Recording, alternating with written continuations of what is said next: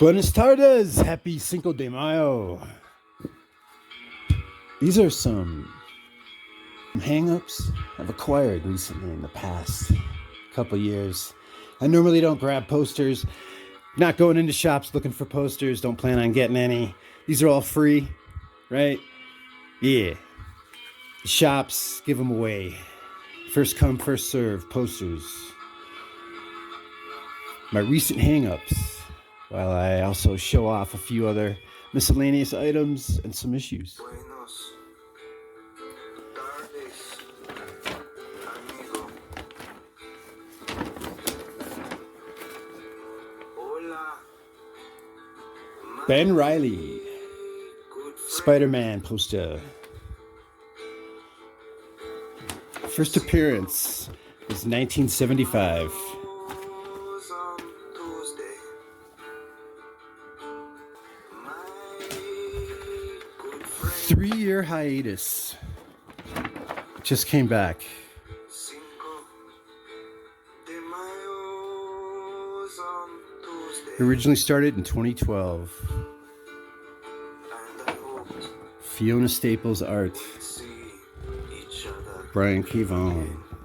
Script. You, January 2022. my brother, last winter. You shot him 3 times. Hardware. I love the original story, the OG story. It's awful what they did to Static's remake of his origin. They need to get rid of that. The artwork in this, really like this. This is awesome. 6-issue series. The new Hardware comeback series that just came out from DC. Dennis Cohen. Looked Bill Sinkovich. at every fiesta. For you, I wanted to greet. Yeah, very cool cover. Excuse me, poster. Maybe I'd sell you. Shout out to Donny Cates. Much respect to Lords of the Long Box. Shout out to those guys, by the way. Speaking of Laced with the meat. God Country, I managed to find a first issue, cover A, for $5. A few years after the hype came out. Like my Hype died down, and yeah, I got a discount on the first issue. This is God Country sticker there. loved him. So, right, where's my option for a movie, dog? What the fuck, G? I'm still waiting for Vertigo Comics Unfollow. With the ladies. Where's that remake? I gotta make it first. Option for a movie, the new hollow foil cover of early 21st century. The village. I actually haven't read Maestro's, but I love the artwork. Very adult themed book, but I think it's about like a Steve Scroce. I believe that is the writer and artist. They saw. I said it was you that had I think it's sort of like an unworthy apprentice of a magician. and upstand. Not sure. Another Image comic that had hella variants. Nobody cares about the Maestro variants anymore. There's like 5, 6, 7 different variants for the first issue of this. Nobody even knows about this story anymore. FYI for all you variant hypesters. It's fun to collect them, but then long term, you end up with dead weight that you have to put in storage or figure out how to sell at half the price you bought it from. It's ridiculous. I'd find you Do you know? and put you Yes. to death. Put the variant hype to death.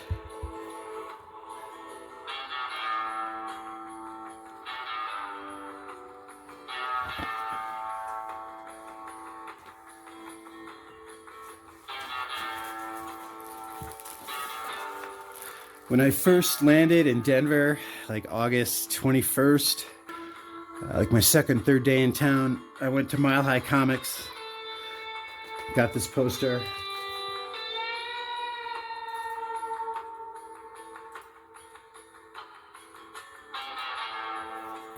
Yeah, man. Not sure. I've never been to this event. I just thought it was cool. Bovine Metropolis Theater, thus the cowhide theme.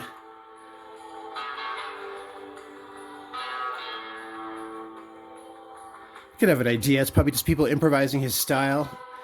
Somebody comes up with a good idea from the audience, and then the people on stage take credit for it, I think.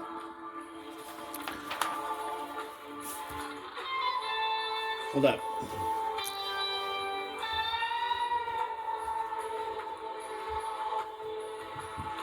So now that I've found you,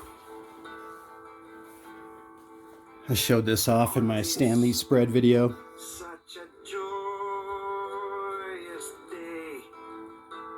Signed 2017. I tell you, it was me who killed him. But the truth, I'll never have to say. January 1st this year. Check it out. He was really cool. Check out my vid. CC. Tardes, amigo. It's a direct edition. Hola, my Word. I had him right. Mile High good Comics. friend. Hell yeah. January 1st, right on. Shooter. Cinco de Mayo's on Tuesday, and I hoped we'd see each other again.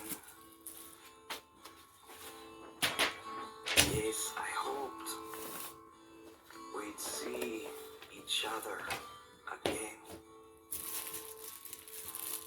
I got this real quick. Simon Hanselman. This was an art gallery print. It's on newspaper. I'm leaving it in the bag. I'm just showing this off. If there's any Simon Hanselman fans out there that know what I'm talking about. Meg. I showed off the first appearance of Meg Mogg and Owl from 2013. I think that was in Comic Book Hall 69, Part 2.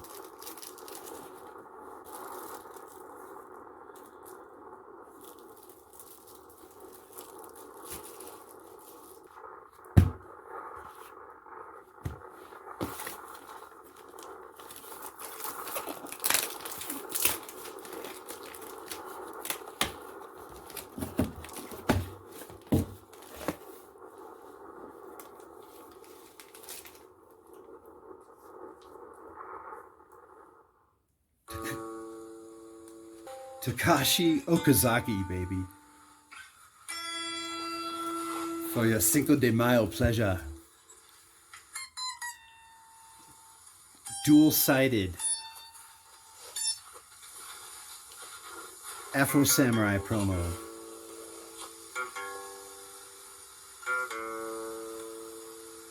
Originally a TV 8-part miniseries.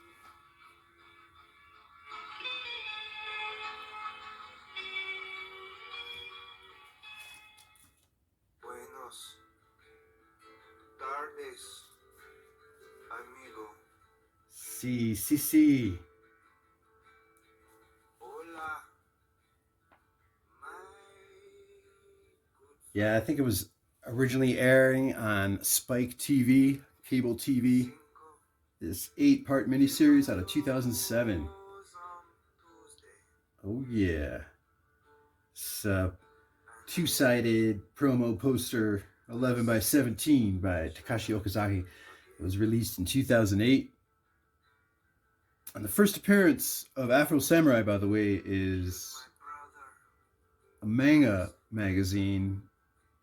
It says it came out irregularly. shot him 3 times Dojinshi Manga Magazine out of November 1998, in the night. called I still No How. So it's NOU, right? Now How, HAU. And it lasted until September 2002. RZA did the soundtrack for both this first movie and then the follow-up, Afro Samurai Resurrection. $36 I paid for that, including shipping. This next item is out of Dark Horse. If you go to direct.darkhorse.com, you get a lot of exclusive goodness. Yes. This is the wall hanging that came with an exclusive comic book that I've got stowed away someplace. Let me check here. No, I actually kept it with it. So, Norse mythology out of Dark Horse Comics. This is the exclusive wall hanging, number 266 out of 300.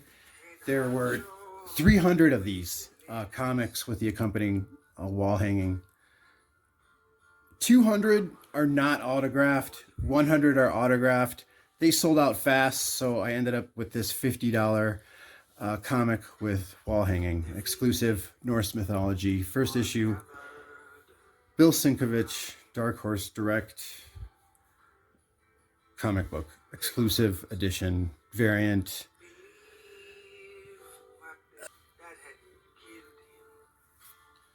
It's a really cool, badass Direct Dark Horse comic. I say direct, I mean, that's their website, direct.darkhorse.com. Do you see how shiny it is? You see? For your Cinco de Mayo pleasure. Really nice Bill Sienkiewicz cover, though, there. The first story arc, I think they were in 3-issue story arcs. I think the first few focused on Thor. I told her that I'd see that she was honored. CC. Find you and put you to death.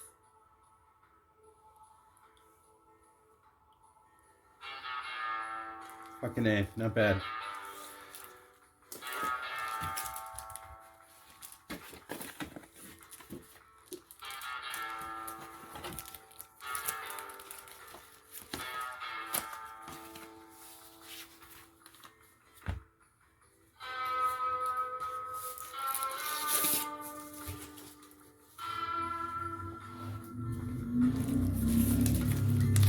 This next hang up I got, I'd really appreciate it if Big Elbow would help me out with. That's right. Get this open.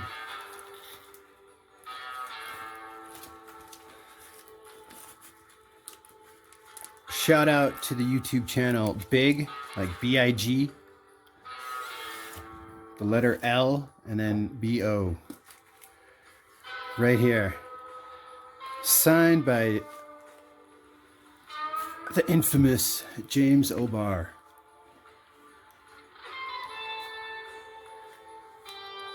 This painting by James O'Barr out of 2014, it was used for the SAC Comic-Con, the SACCon, the Sacramento Comic-Con 2014 program guide cover.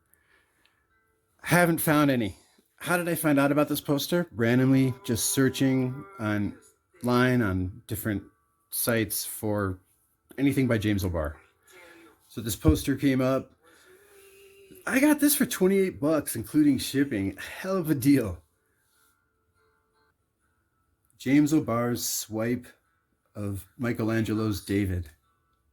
Do you know of any other James O'Barr Batman paintings, illustrations? Hola, my good friend. Cinco de Mayo's on Tuesday. And I hoped we'd see each other again. As a James O'Barr fan, this is so kick-ass. As far as I know, extremely rare.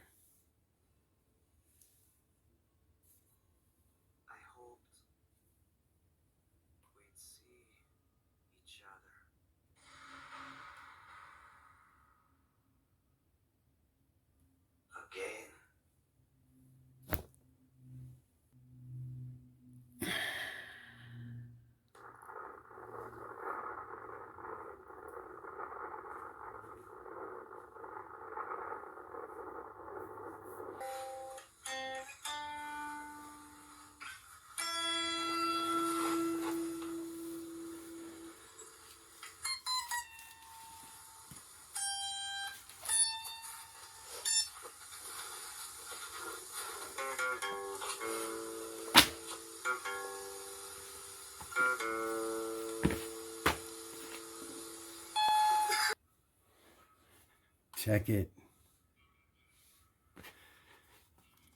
Some peoples with the issues. The issues of the peoples with the hang-ups. Rad Rose. This is a new comic that just came out. It's by David CHISA. This is the same artist, Christian Rossi, that did the art on Trespasser, another book that I'm waiting to have a live action. Apparently that was optioned for a movie. He also did the artwork on Voidwalker, which is kind of like a combination of Venom and Spawn comic. I like Voidwalker, and I definitely like Trespasser, but this book, I just want to go over real quick. It's all right. I just wondering what your opinion is of it. I was expecting for a lot more of a payoff, but this is more of an origin story, and it's about this person, Rad Rose. Just giving you the backstory of how these gods are just playing with man's lives, essentially. They've got almost like toys. This god grips this universe, this world. So they set up this system as part of the legend from this writer where, you know, if you can beat a god in battle, you can become a god, long story short. And this woman, Rad Rose, right here, grew up, picked on, rough life, ended up having it focused, fortunately, into martial arts, became an MMA champion.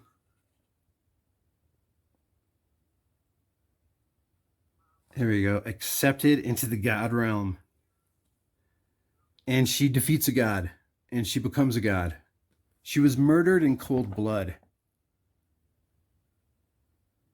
That's the point here. And in this afterlife, she's accepted into the god realm. She's given a shot to become a god. She not only beats one, becomes a god, but for some reason that they don't describe yet, these gods that are celebrating her and accept her in, she ends up killing them all. Not necessarily entirely like Eduardo Risso, the artist on 100 Bullets, Chicanos, that comic book as well. But it's really cool, and I really like that type of use of silhouettes. And then, you know, this is newsprint, by the way, you guys. So it's an Alterna comic. Whenever you see that it is typically red or maybe blue or green, but that's first printing, and then their second printing is gold, and their third printing is silver. So that's how you can keep track. They do want to start having ongoing series. I know that Voidwalker is going to be continuing from the last 4-issue limited series that they did. This right now is just the first issue, and I am not sure when the next issue comes out. I've looked on their website, and that's one thing I think I wish that they would centralize. If you're listening, Pete Cimetti, the founder of Alterna Comics, some type of update on which series are ongoing, which series might have spin-offs, when is the next issue coming out, and if there's no specific date, then just say that. Sometime third quarter of the year, whatever. So this woman ends up coming back to Earth and starting a dojo. Oh yeah, with the new publisher that is with Alterna Comics, they now offer a poster. Speaking of wall hangings, they now offer an insert. From now on, their center spread is something that you can hang up.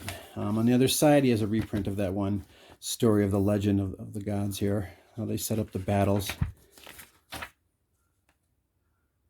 So now you've got these kids, right? So they were part of this woman's dojo, part of her martial arts group. And this is where stuff gets interesting, because she wants to find out what's going on with these kids. They go missing. He said that they went out to party. He's kind of a young kid. He's trying to look out for his friends. He doesn't get out much, I'm thinking. So she's blowing it off, just saying, well, if they went out just to go buy some weed, and what's the big deal? Like, well, the kid's saying, well, he hasn't seen him in a while. Well, here they are. They're captured. They're locked in this room. one of the friends that they got kidnapped with, they're reunited with her.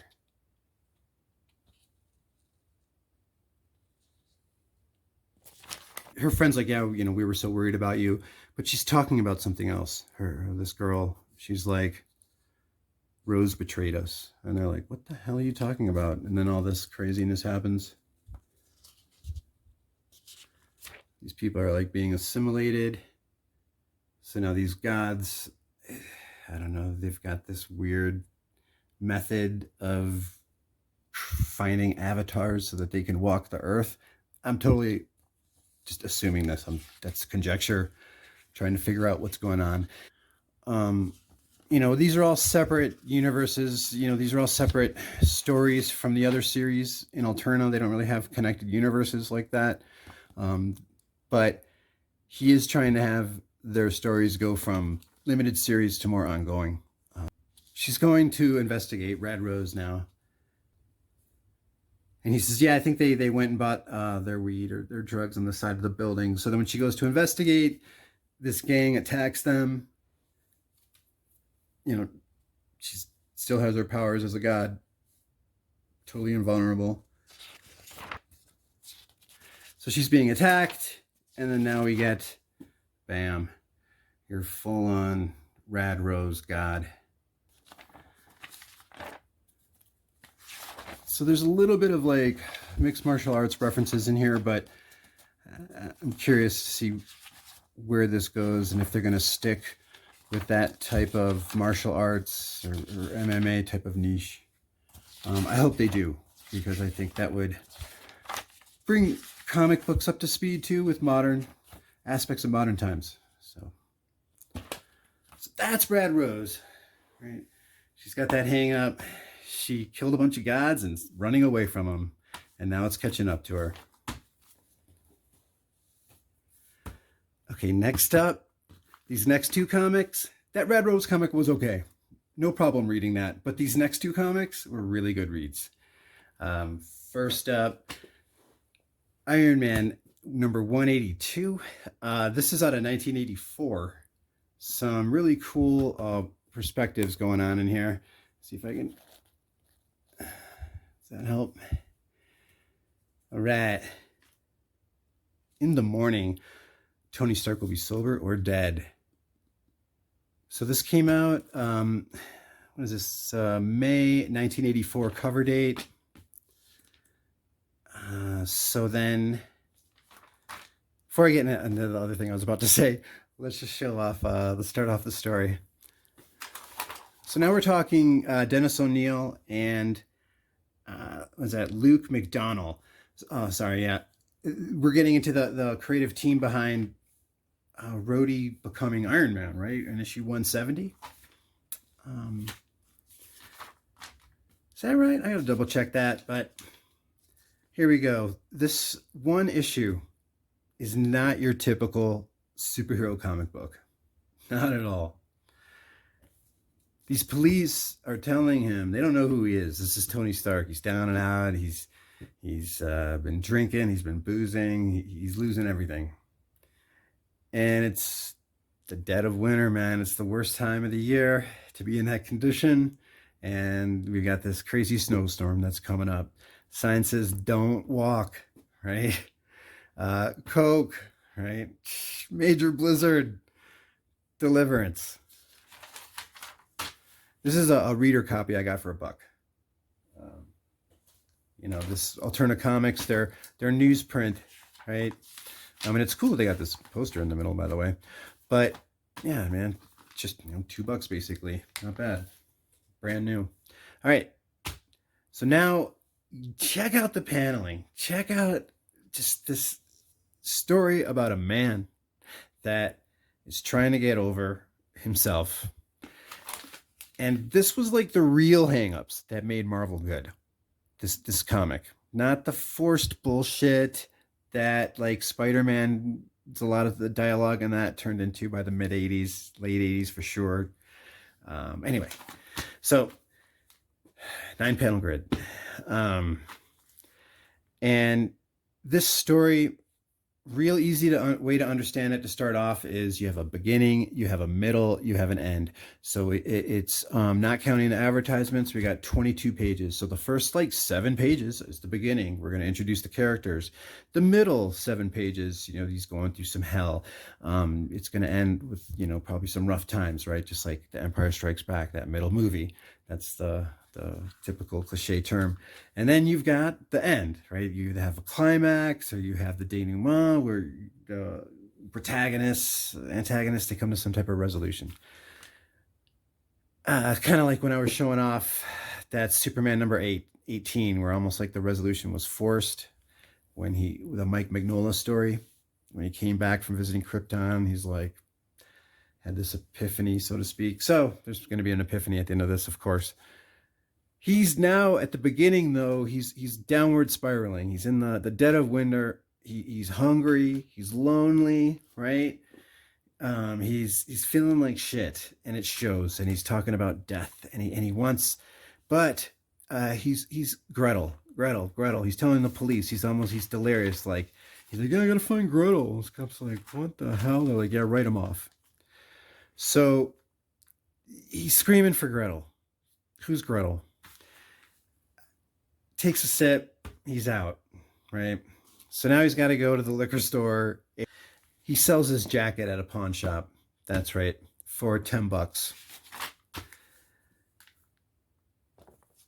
Okay, so now he is walking into the liquor store, and the whole time he's talking about death. He's talking about how he's, you know, he's given up, you know, empty, right?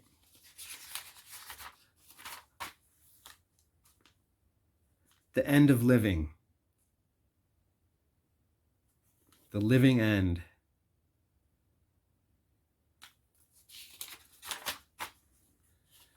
Cool silhouettes going on here, almost like a Rorschach drawing. Here we have the man before the alcohol, and then the alcohol becomes first before the man.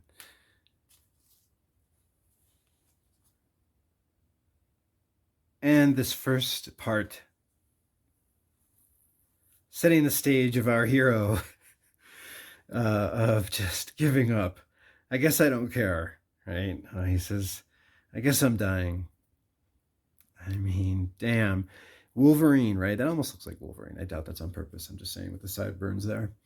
Wolverine's the only one that can really pull off drinking in a dire state of mind, my opinion. Thus far, the only thing I can think of. Because this really does make this act of drinking and despair look out of character of Tony Stark, not just out of character of being a hero, but just definitely looks like, yeah, sure, he does have that rep of being an alcoholic today, but this is the storyline that made that rep. He wasn't really known for being an alcoholic before all the issues that involved around the early 80s of Tony Stark's drinking problem. Demon in a Bottle storyline was in 1979. All right, anyway, it's drawn out, and I like that they kept it drawn out. You know, if you think about it, because this is 1984, and typically these days they would make him an alcoholic for like 6 months, or in some other title, and any other title they wouldn't really reflect it. He might just drop it in reference. It's so weak today. I never thought as time goes by something like Marvel Comics would get worse. So here we are. Next, we're reaching the middle of the story. We go from the intro of our character, down and out, sells his jacket. The man ends up becoming second to the alcohol, to the bottle. Black and white, man. He's done, man. This guy's gonna die. Well, he finds Gretel. All these metaphors of life, of living, right? She embodies, right? Together, they both, he's got this dark, brooding death wish. He can't get out of drinking, so he just wants to end it then. And now he runs into her, and she's pregnant. and she's saying how she's having contractions and she's about to have the kid. He makes some reference about how they're like in the side of a mountain because they find some open doorway, waiting to be rescued. He has the concept of being rescued in his head still, at least. And she's like, no. She's like, we're done. So here she is holding life, knowing that they're done. He's talking about dying, but still, I think deep down, holding on to life. Goes over a little origin story spread, right? A la Steranko.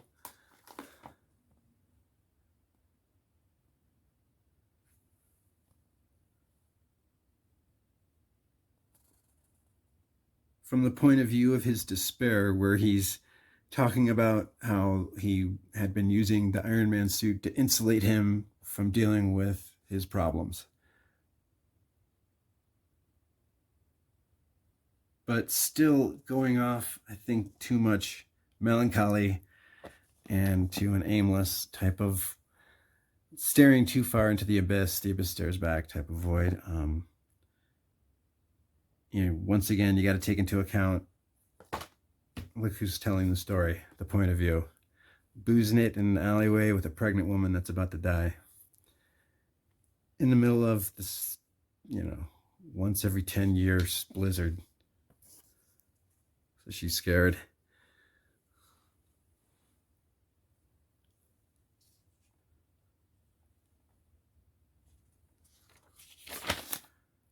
Now this is really amazing, cool use of the 9-panel grid, displaying the dynamic between life and death, the birth of life here in the middle, her struggling to hang on,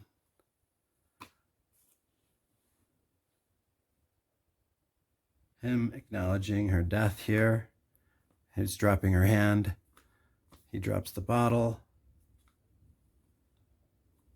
He's trying to help her to hang on, her last moments of life.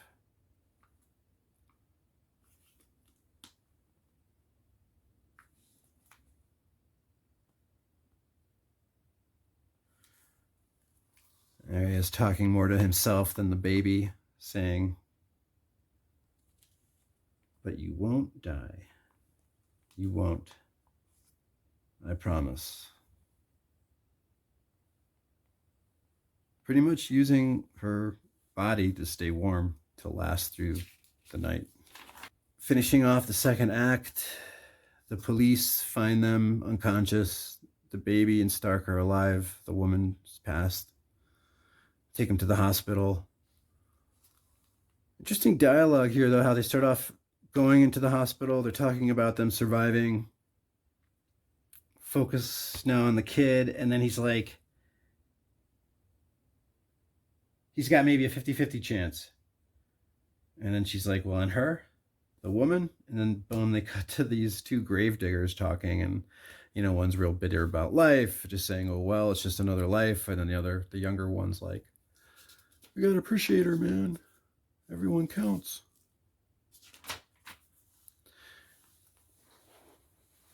So like I said, this took place, the cover date is May 1984. So when I was talking about Spider-Man, how when Spider-Man came back from the Secret Wars, from the Battle World, from Marvel Superhero Secret Wars, like the first event, right, the 12-issue limited series, it came out monthly.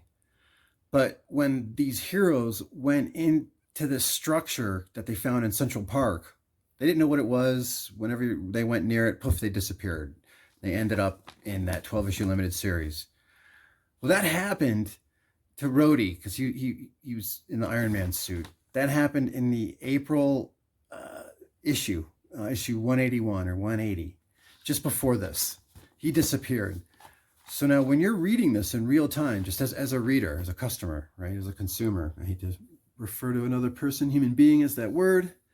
So as just a fan, right, as a comic book reader, when you're reading this, when it came out originally, each month, you read issue 180, 181, right? James Rhodey, Iron Man, disappears, finds some construct. You don't know what it is. We got to find out. Well, in April 1984, they disappear, and you find out in the first issue of Marvel Superhero Secret Wars where they went to. And so now this is May in 1984. So the second issue of Marvel Superhero Secret Wars is out. So you got to wait 12 months each month reading that comic book to find out just what the heck was going on. And then in the eighth issue, you see how Spider-Man got his black costume. But in May of 1984, he has the black costume. You don't know where it came from yet. You got to read that 12-issue limited series to find out. Excellent marketing technique. Excellent selling gimmick. No social media involved. Just bomb-ass ideas. Holy shit, heaven forbid. So, I mean, another example of a great idea, marketing idea, without social media, the Sentry.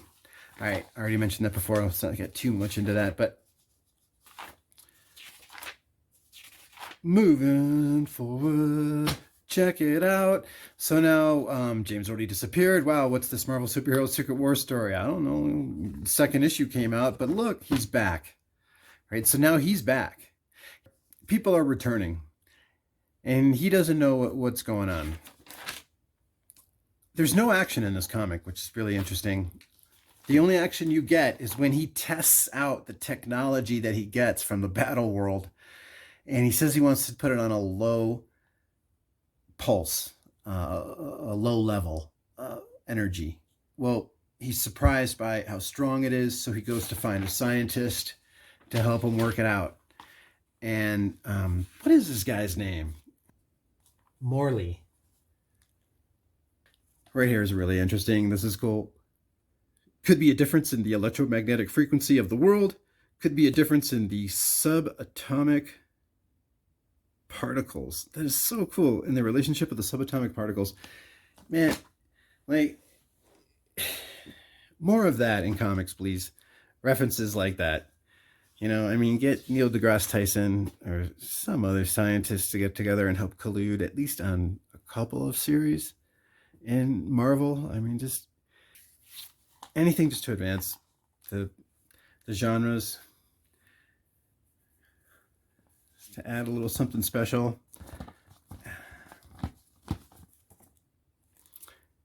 Rhodey's now like, what? Where's Tony Stark? How can you help me? He's in the hospital. Okay. He's shocked. He's going to go ahead and check him out and find out where Tony Stark is. So the best way to find Tony Stark is to find a police officer and hold him up by his neck. Okay. So he needs to find out where the officer is. And there he is, checking out that girl with his x-ray vision. And he's just going over like, you know, is it my fault? Is there anything that I could have done better? I think kind of like the typical ruminations that somebody would be going through if they had a loved one with a substance abuse problem. So that makes sense. That's a cool little internal dialogue of James Rhodey caring about his friend.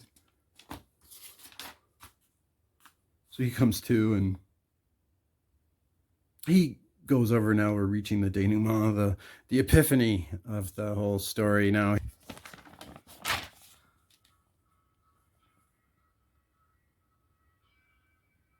And he's acknowledging that he's been killing himself, and I wonder if this is the end of the demon in the bottle saga, the end of his whole drinking, and I wonder if this is the beginning of the whole story arcs not being so much based on Stark's alcoholism getting the better of him. But cool, and he's, you know, offered him the suit back, and he's like, hell no, I'm in no way, shape, or form to get in one of those things unless I want to kill some people. And he's like, all right, I'll check on you. And then here we go, like a week later, they go days, weeks pass. And here's the last page of an Iron Man story. And that, you know, brings some of that Marvel Stan Lee aspect to writing. Like, if you want to talk about, you know, some of the great aspects of his writing, it would be scripting and humanity of the dialogue. Wow, I just noticed how we've got the World Trade Center towers in the background. I wanted to greet. Maybe Hang-ups and issues. you look What like better my quote to be looking at right now after surviving the past couple years? mama loved him the best. He was head honcho with the ladies.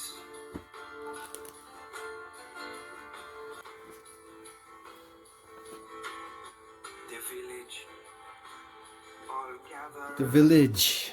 This revolves around Mason, Massachusetts. This is Terry Moore. Man, I've heard so many people on the internets, up on the YouTubes, is using Terry Moore's name. This pretentious way of talking about Sequential.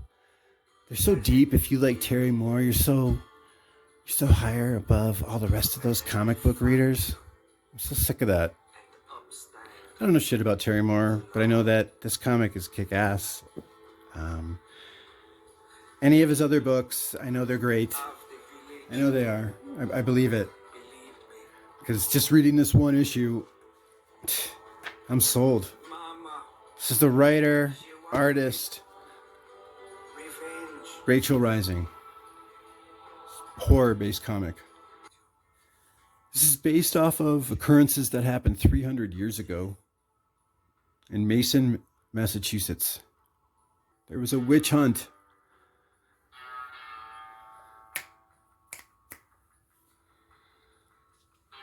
This woman, Lilith, is like her coven of witches. They all got killed. They all got killed off. And this is a story about her revenge.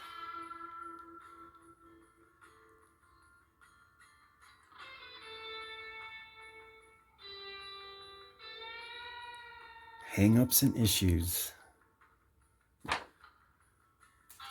So, Rachel Rising, the body that this woman inhabits is Rachel, and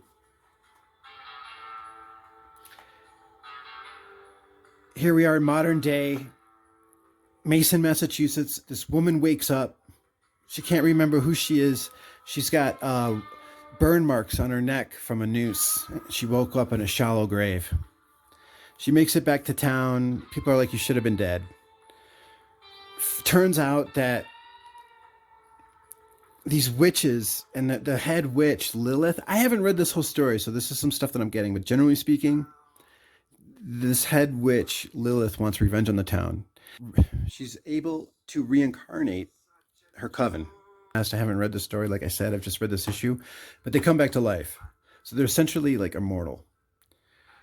This issue right here, issue number 11, by the way, Rachel Rising started, I think, August 2011 and lasted until 2015, 42 issues. And this issue is when the origin story of Rachel is explained. And the head witch, Lilith, she's explaining to her what went down and how these people in the town rounded up even innocent women that had nothing to do with her coven, and killed them. She went off to tell Rachel how they took her into the woods and raped her and then hung her up and desecrated her body, essentially. And it is pretty awful story. And Lilith wants revenge on this town. She wants revenge on their descendants. She wants to wipe them out of existence.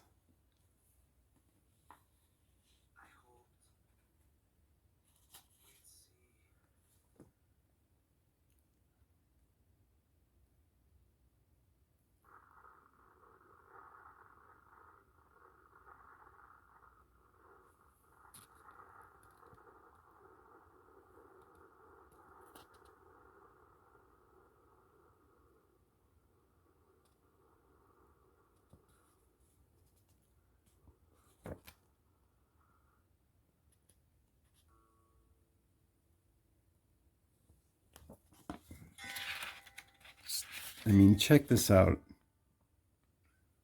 The detail, facial expressions, body language, anatomy.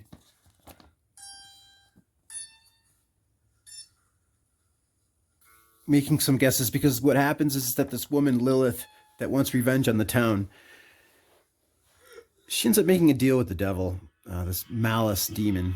So Bryn, that's who Rachel was 300 years ago, right? Bryn is inhabiting the body of this person, Rachel, that was murdered. Bryn was part of Lilith's coven. And 300 years ago, her man, James Scott, he tried to warn Bryn Aaron about the coming of the witch hunt. This is what I'm reading as a description to help me move this along. He knew that Bryn Aaron was targeted by the townspeople. Bryn convinced James Scott to drink this potion, and she had stolen it from their main witch, Lilith. And in this vial, this potion, was sap from the first tree on earth. A sip from it would mean that they would become immortal, right? The cost of that was these inhabiting other people's bodies, essentially. He took a sip. 5 generations later, James Scott ends up inhabiting the body of Clara James Adams, also known as Jet, who was the bass player in a local band and the best friend of Rachel Beck, who houses the spirit of Bryn Aaron. So Rachel Rising, Rachel is the body, but the story is about Bryn Aaron. Now this kid, this Malice, the devil, he wants to use this other person, Zoe, as the vessel for the Antichrist. I'm getting the impression here that there really isn't no like good and bad, black and white like that here. This is the child services rep. That's who this person is.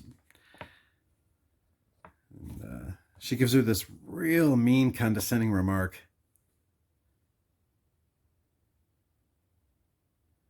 She goes, "If you say poor girl one more time, I swear to Sodom, I'm going to Plutz." He goes, "That little shit's old enough to be your mother.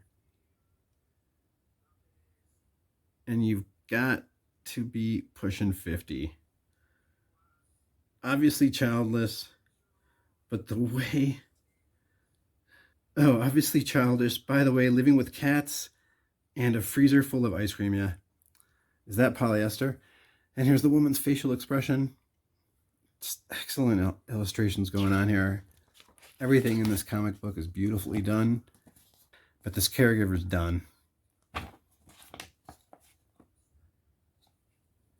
She checks on her eyes to make sure that she's no longer cognitive. She goes, "Let me help you." Bam.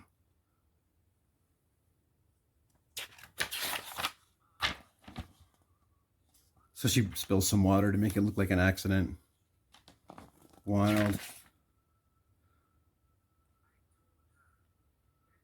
Okay, somebody's investigating what's going on here. Right, he sees the symbol of the pentagram where all these murders are taking place. All right, of course, gotta have that there. Crazy. So this woman, Lilith, that tells her plan, she disappears in this. I think Lilith ends up throwing this cloak around her as part of her spell to get rid of her. And here she goes. Off you go, back where you belong.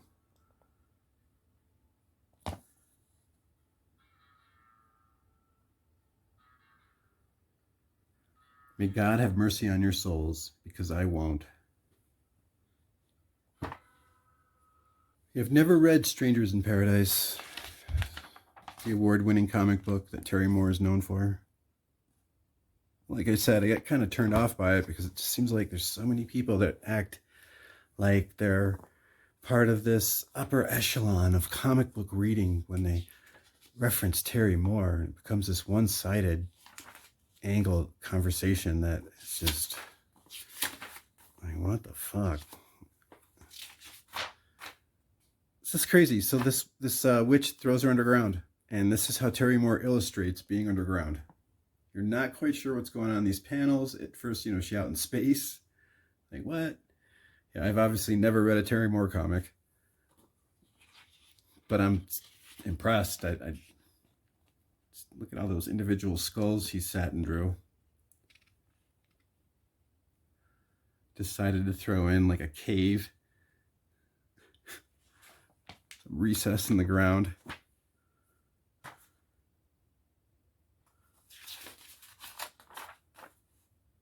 Terry Moore's How to Draw Women.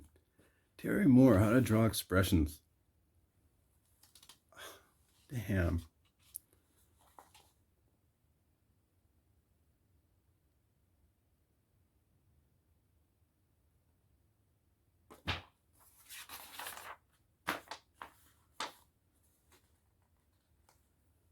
Publisher Robin Moore. Abstract Studios. A couple of more items, if I may.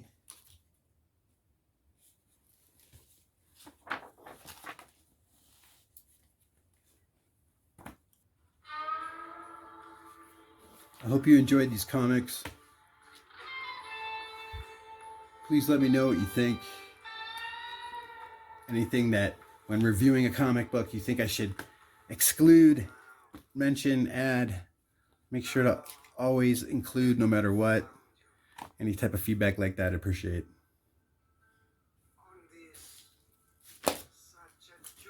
Gerard Scott Venom sticker. This is the only one I haven't used. Such a cool Venom design. I got this over at Vision Comics and Oddities. A local artist. Stuff that they're selling.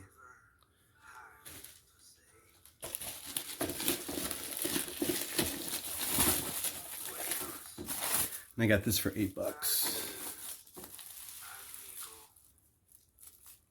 I gotta get some, nail polish remover? What gets this stuff off?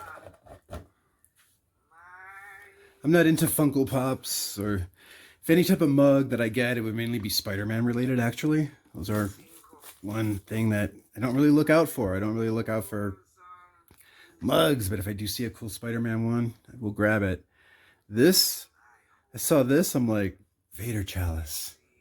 Nice. And then I see the word goblet. That's good enough. They want to say it's for hot chocolate and cocoa mix to make them feel better about it. Fine. I'm going to keep it sealed just to maintain the collectability of it. I'm totally okay with not using this. It's still sealed, but anybody that collects items like this or has any feedback, please let me know, because look what I did. You see that? I can see how that indents like there. The weight of this thing, I was holding it like my fingers like that, you know, the other way like this. And the weight of this popped that shell open. So now, for a comic book collector, if I found something in really nice condition like this, sure, you know, I clean off that. But if there's a fold, a color breaking fold, you're done. Just make it a giveaway, you know, if it's something new, modern like this. Disney symbol. So is this done? Should I just open it up and use it? Or is it still collectible even though that's broken like that? Just that crack there opened up.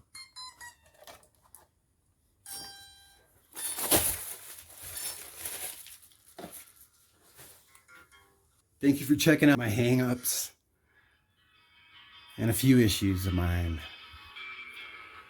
Muchas gracias for your time. Happy Cinco de Mayo.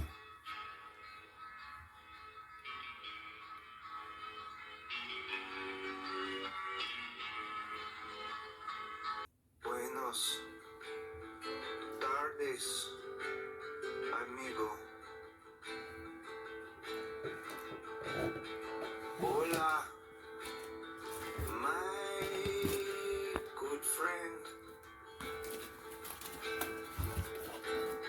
Cinco de Mayo's on Tuesday,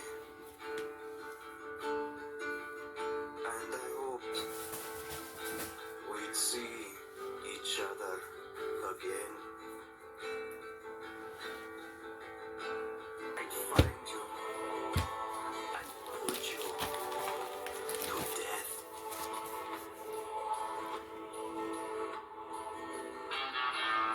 tomorrows.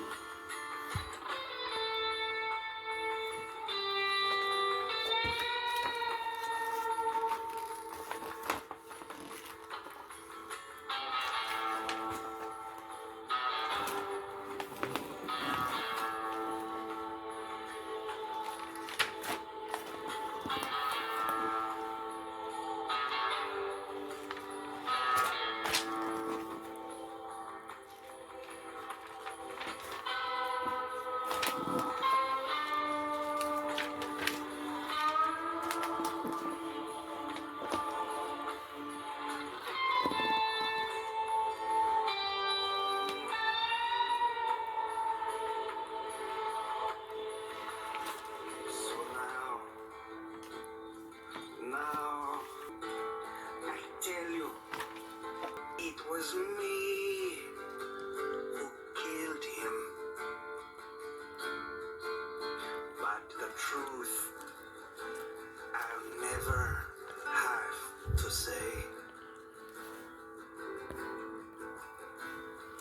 Buenos tardes, amigo. Hola, That right there, that picture, my good friend. I did that whenever I had my picture taken, pretty much almost every time as a kid, Cinco into my teens, until I realized what an influence Jack Kirby's artwork was. My hand was always like in the foreground, like this or like that. we'd see each other again. So many pictures of me growing up, off and on, doing that. Yes, I Foreshortening. hope we'd see My favorite hang up growing up. I hoped we'd see each other